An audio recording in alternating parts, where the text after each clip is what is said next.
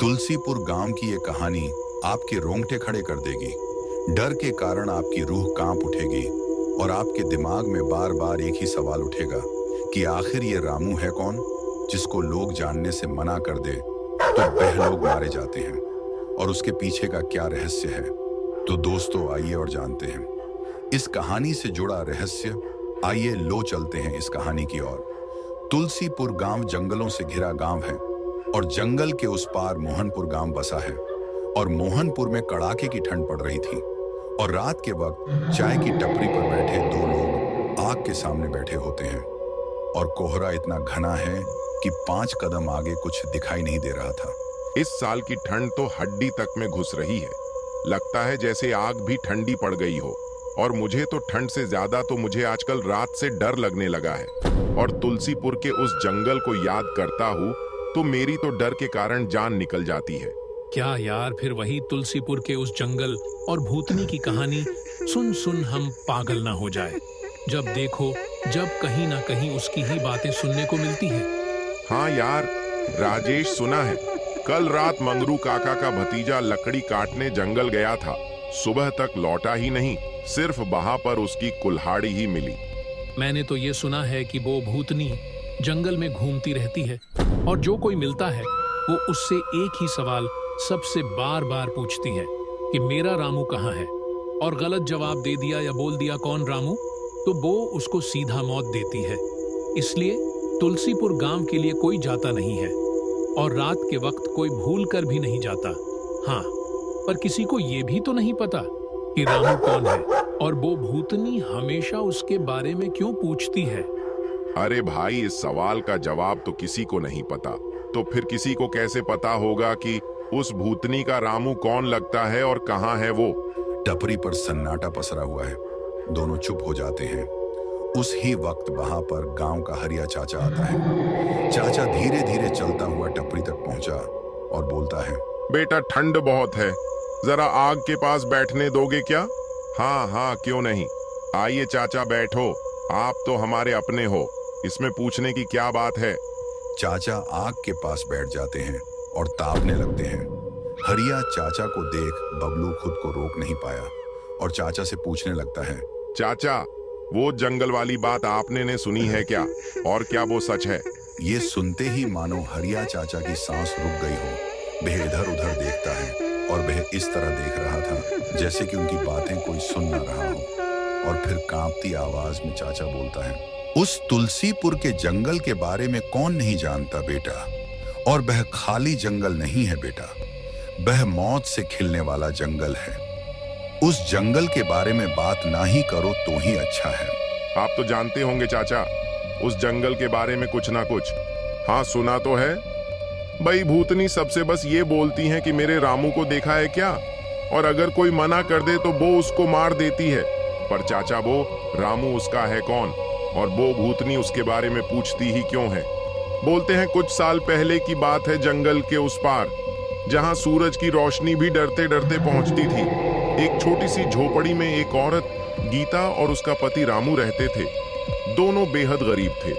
उनका गुजारा लकड़ी काट कर चलता था। फिर चाचा, आगे क्या हुआ, आगे बताइए।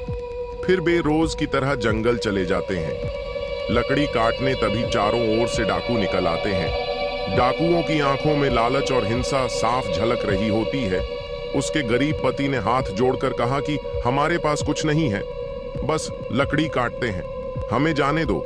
लेकिन डाकुओं को दया नहीं आती है और वह उनकी आखिरी चीख थी। डाकुओं ने उसके पति को मार दिया और फिर उसकी पत्नी की इज्जत लूटी। जंगल में उनकी चीखें कुछ पल गूंजती रहीं। फिर सन्नाटा छा गया और डाकुओं ने उन दोनों को मार दिया। डाकू लाशों को वहीं छोड़कर भाग गए। इसलिए वह आत्मा बनकर घूमती है। और उस जगह से गुजरने वाले लकड़हारे कहते थे कि रात में वहां से रोने की आवाजें आती है, इसलिए सबसे वह रामू कहाँ है ऐसा पूछती है। और जो जवाब नहीं दे पाता वह कभी वापस नहीं लौटता।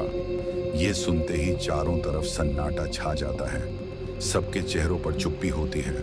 फिर कोई कुछ नहीं पूछता है और बबलू बोलता है, बहुत गलत हुआ, उनके साथ ऐसा किसी के साथ नहीं होना चाहिए। तभी वहां पर एक लड़का समीर आता है और बोलता है, चाचा, ये तुलसीपुर का रास्ता किधर से जाता है?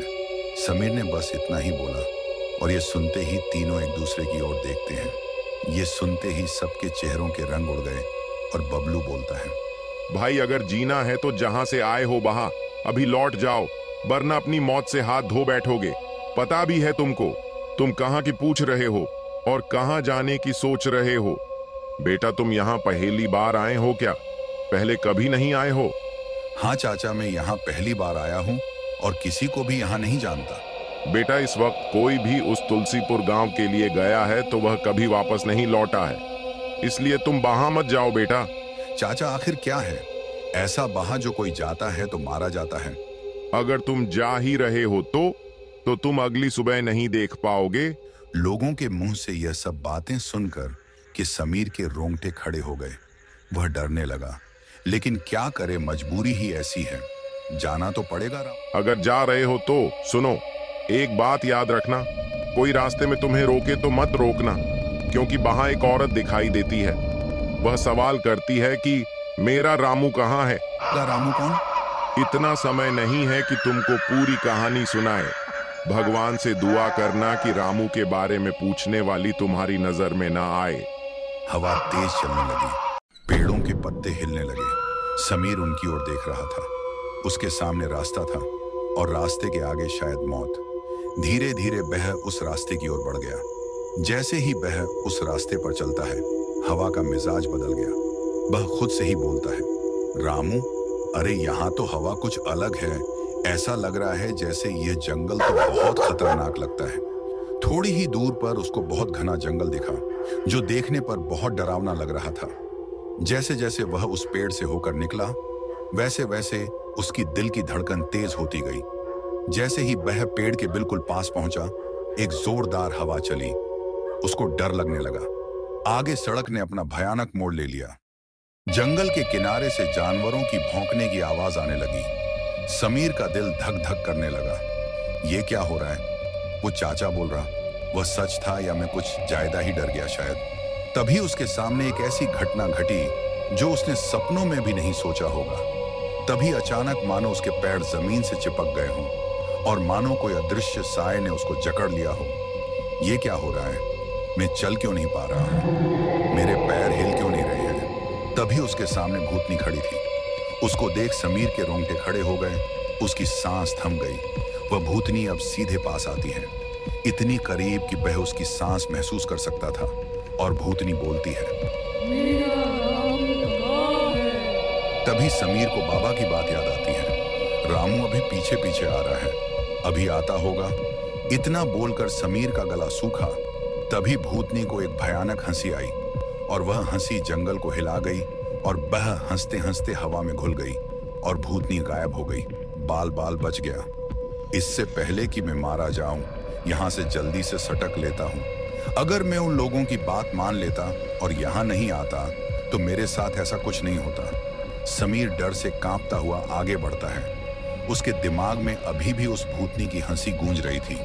वह जल्दी जल्दी चलता जाता है और इधर उधर देखता जाता है। मेरा रामू कहाँ है? कहाँ है मेरा रामू? देखो, मुझे जाने दो। मैंने बोला ना कि रामू आ रहा है, वह थोड़ी ही देर में आ जाएगा। और फिर से वह भूतनी हंसते हुए गायब हो जाती है। क्या करूं, कुछ समझ नहीं आ रहा। ये तो बार बार आ रही है और रास्ता लंबा है। कितना भी जल्दी कर लूं, लेकिन फिर भी जल्दी यहां से निकल पाऊंगा। और आखिर कब तक झूठ बोलूंगा? अगर उसको थोड़ा भी लगा कि मैं उसको पागल बना रहा हूं, तो वह मुझे भी मार देगी। समीर, ज्यादा सोच मत, जितना हो सके उतना जल्दी भाग। तभी उसके सामने हरिया चाचा आता है और समीर चाचा को देख खुश हो जाता है और उसके जान में जान आती है। और समीर बोलता है, अच्छा हुआ चाचा तुम आ गए, वरना आज मेरा क्या होता पता नहीं। तो और लोगों की तरह वह भूतनी मुझे मार देती। क्या हुआ बेटा, तुझे मिली क्या वह भूतनी? और तुझे कुछ किया तो नहीं? और तुझसे उसने वो सवाल पूछा कि नहीं?